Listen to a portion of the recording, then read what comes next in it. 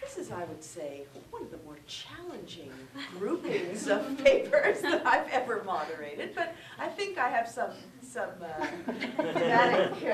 motifs here, something I can develop. And what I was thinking about while I was listening to all three of you is, and you're going to tell me whether this is just a deformation of university research, but there seems to be kind of an interesting paradoxical structure here. A focus on groups that, because they espouse certain kinds of or latch on to certain kinds of social values, are very, very effective, and a diminishing of interest in the kind of hero, messianic leader. And I know that, I know we have Whistler, but I thought the structure of your paper was putting him in a balance, which I found very interesting, with people who are also each in their way, have come down to us as heroes or heroines of the modern movement in literature and painting and so forth. But nevertheless, you were positing some kind of importance, some kind of synergy or catalytic effect of community in relation to that, or putting that in a balance. So I'm throwing that out. That's my best shot on bringing incredibly different, subtle reasonings together. But I think because you're objecting to my position the most, I think you should speak first. Grace.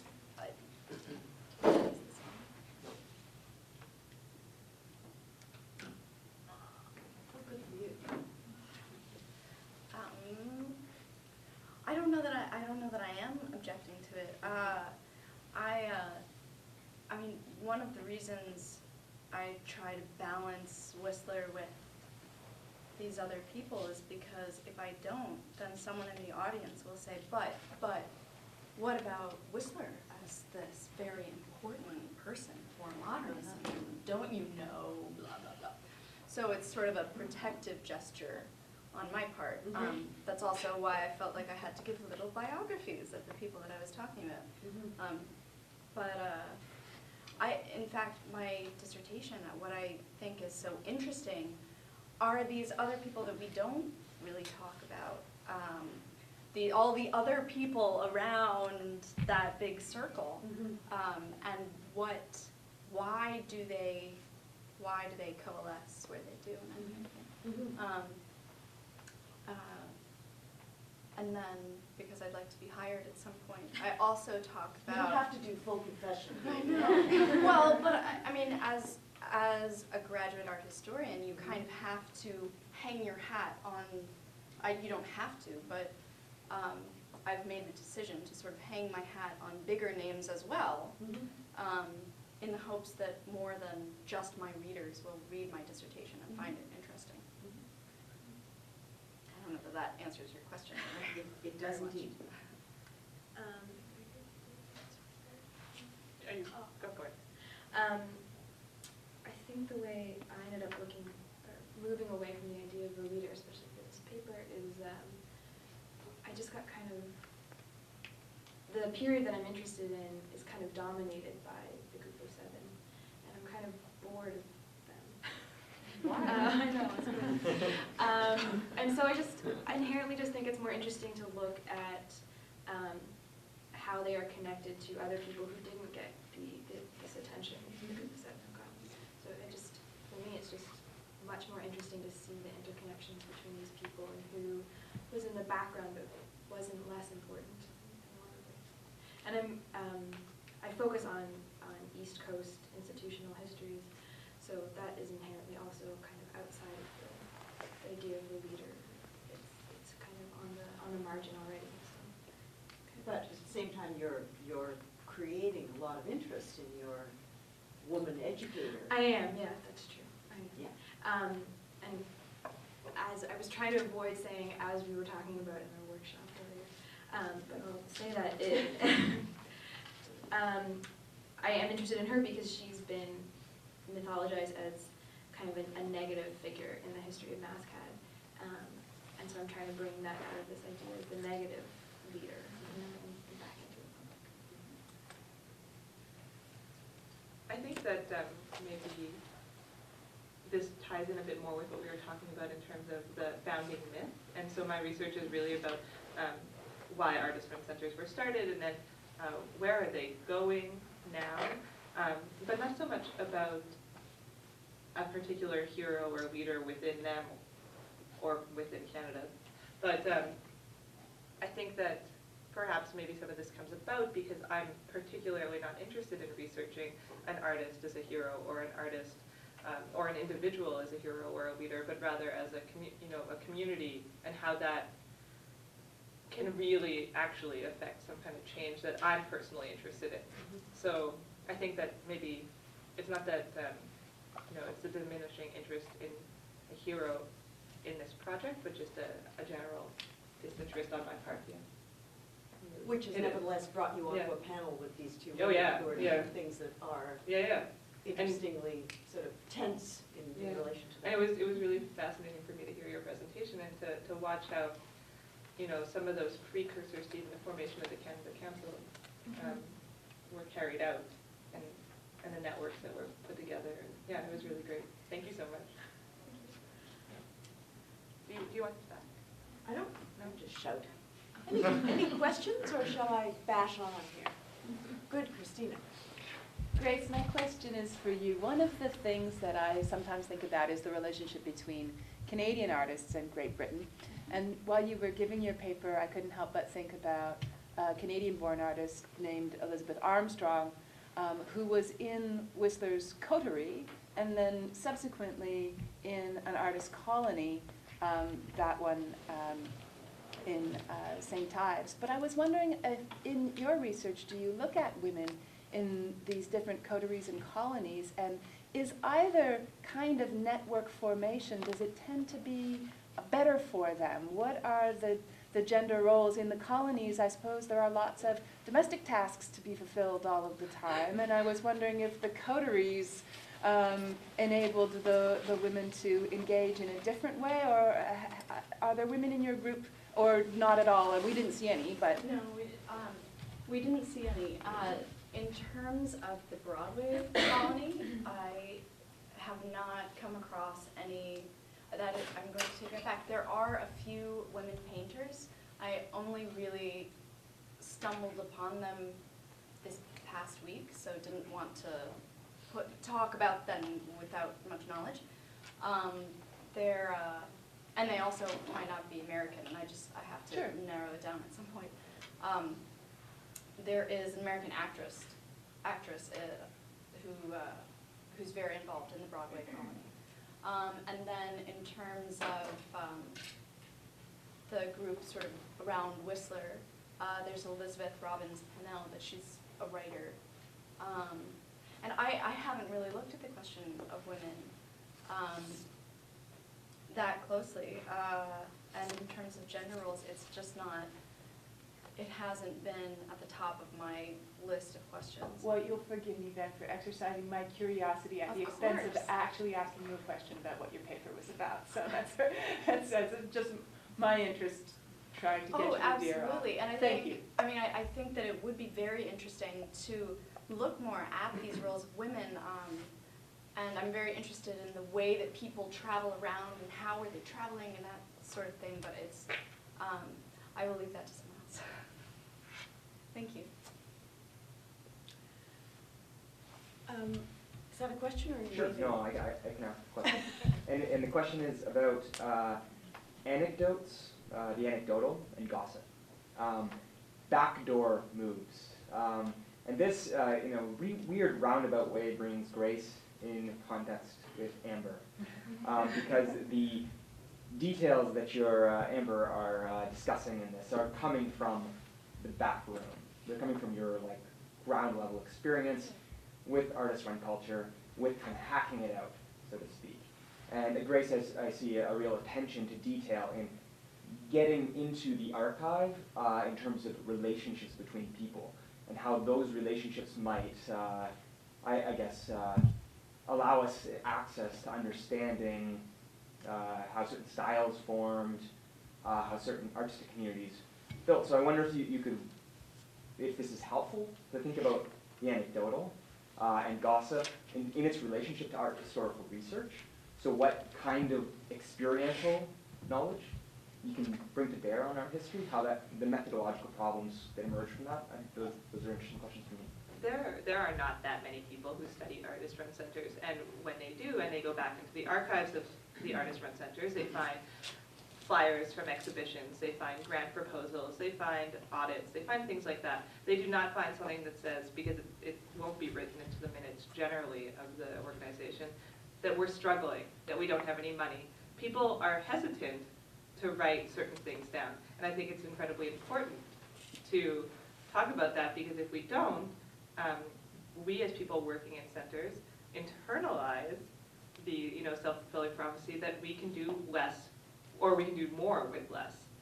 And so in bringing up these anecdotal experiences, so for example, that we sell beer at openings without a license, which is like super commonplace and we all know about it, in making it public and in writing about it, I'm putting it back on the record and saying, we had to do this to survive, and that is important for everyone to know.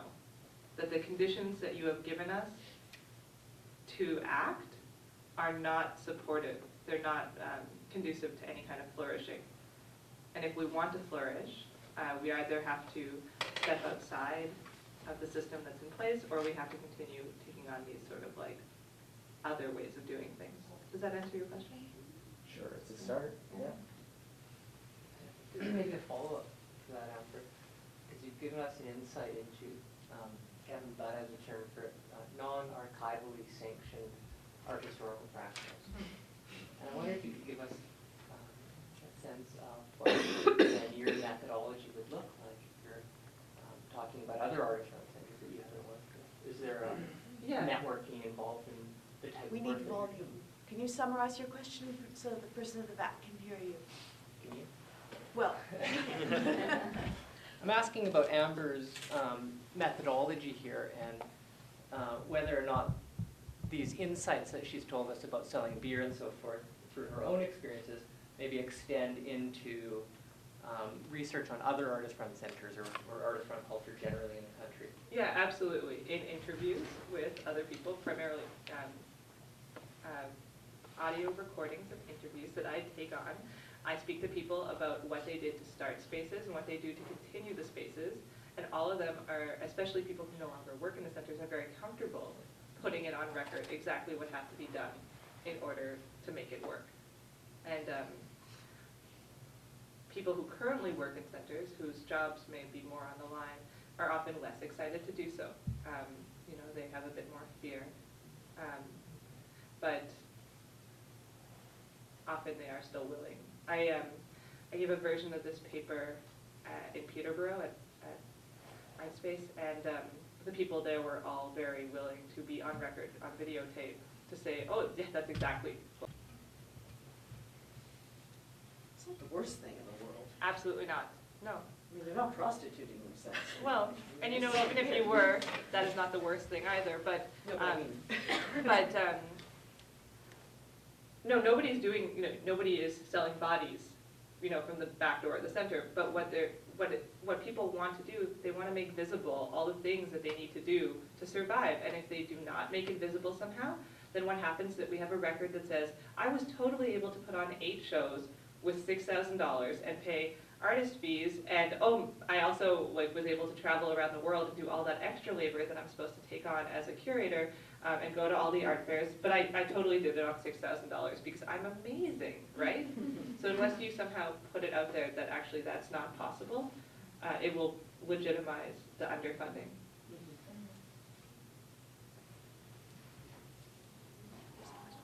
A question. Yes. So it's more of a sort of a point to build on top of Amber's point, which is just that Parallelogram, which was like the newsletter for artist-run centers for a while, does actually have some records in it of various financial straits and attempts to fix that that does act as like a textual record of some of these issues. So that might be helpful. But also, the question of why something like parallelogram no longer exists and why it's transformed into these kind of periodical conferences that take place that are also government funded and require lots of publicity around them, et cetera, is kind of an interesting question too. Like, I should also maybe add to that, those conferences that happen, ARCA organized Institutions by Artists in 2012, a huge conference. You can watch the whole thing online. And it started to really get into the meat of it right at the end, like kind of what is the future of artist-run centers and artist-run cultures? And A.A. Bronson got up there and he did his A.A. Bronson thing, and he literally showed a video of himself masturbating with a student, and it was like all really whatever. But then he said, fuck the Canada Council, and the conference ended. And nobody was able to talk about that. Now A.A. Bronson got a ton of support from the Canada Council and from other councils in Canada. And he then went and moved to the US and is highly successful running the art book fair and being an artist and teaching. So he can say, fuck the Canada Council, I don't need it anymore. But for many of us living here, we cannot say that. And we were not even given an opportunity to respond to what that would look like, a world without the Canada Council, without the funding, because he was able to have that last word, which was, I'm out. I went on to different methods. And I thought that was a really unfortunate way to end that conference, because that is, it only happens every couple of years that we get to speak all together, all the artist-run centers, all the people working in this. And so to have that be the final word is so unfortunate. And I'm struggling with this not being the final word of this session because it's so utterly depressing that A.A. Bronson did that. You can watch the video on their YouTube channel if you're curious. Do we have another minute? One more question. I just wanted to get back to this wonderful quotation from Henry James, this immemorial English countryside. He can always hand it off, can't he? And I thought there was also something relevant. I mean, historians are always, to a degree, I suppose, vulnerable to accusations of nostalgia. We want to spend our time thinking about other periods, right? And why is that? But I think in this case it's very compelling because of this notion of colony and the kind of time out from modernity, right, in the country setting. And sometimes I also think, when people get together in small groups and offer each other a circle of discussion that seems democratic and generous and conciliatory and so forth, that too is a kind of a time out from what is really going on, particularly in Canada at the moment. And I'm just wondering whether there's some way to harness this nostalgia, this sense of this immemorial English countryside or this immemorial Canadian artist-run center energy, and to point that in another direction without grief but with a plan.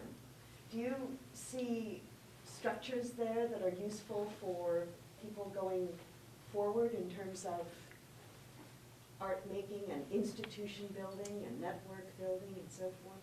Does the colony model still work for you as a generator of thought art? I haven't really looked at contemporary practice, but a lot of the things that I've seen recently, I mean, Ksenia's presentation earlier today does seem to imply that collectivity and the generation of artwork as a collaborative experience is very important. That's something we talked about in our workshop this morning. In terms of harnessing the nostalgia, I mean, I think that that's really that's a question that I'm extremely interested in because it's such a pervasive aspect of the way we live our lives, and this constant hearkening back to a better time or some kind of fetishized past is very interesting. And I also find myself wondering if that's really something that we should be fetishizing. I mean, in terms of patronage, I mean, you have institutional patronage in, I mean, Michelangelo is a great example of someone who had institutional patronage, and you know, he wouldn't necessarily have been creating artwork just on spec, you know. So how much of a problem is it for our art making these days? I don't know. Really fascinating question. Well, I have to say that in terms of the relationship with the question to your paper, there was a chilling moment there where all those little guys are drawing, right? And they're doing things according to orders, and boy, oh boy, it's 1931, and I'd like to just run down the ranks and wonder how many of those little guys made it to 1945, because they were it. They were the cannon fodder of that generation. So they learned to do things in an orderly way, and sometimes communities are also formed to do that. They're called armies. It's scary, huh? A little bit scary. Anyway, yeah. I was just thinking while Grace was answering the question, I'm kind of spitballing here, but I wonder if these colonies have transformed and become more institutionalized in the form of artist residencies, like BAM. The White Rabbit Colony, which is in rural Nova Scotia. Yeah, more institutionalized places where you go, or you pay, or you get funding to go, rather than a looser colony structure. I was thinking about, like, I think it's a fantastic question, you know, how do we move forward? But the colony model and the ability to escape even to Banff assumes a certain amount of privilege and a certain amount of financial privilege that local artist-run centers sort of put aside because there's no fee to enter, and they're located within the communities they serve. And that is something I really appreciate about them, the democratic, or the seemingly democratic practice of them. You know, I was thinking about that actually in the colony, about like who, the one that you were talking about, Grace, about Broadway, about, you know, like who gets to go and who was there before, and yeah, and about how the project that I'm really excited about, these artist-run spaces in local communities that are both regional and urban, they allow for a broader participation. So I have to stop. Thank you so much. Great.